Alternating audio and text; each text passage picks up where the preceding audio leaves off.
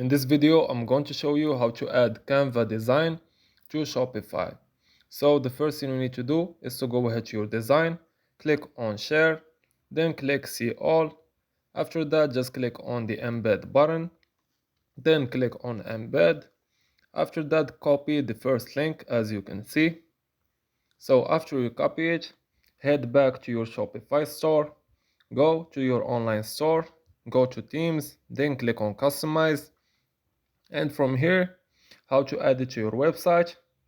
At the left side, you can click on add section on whatever place you want. Then click on custom liquid, as you can see. And here, just type in your link or paste it. And there you have it. Now you have added your Canva design to your Shopify webpage. So this was an easy and quick process video. As always, thank you for watching.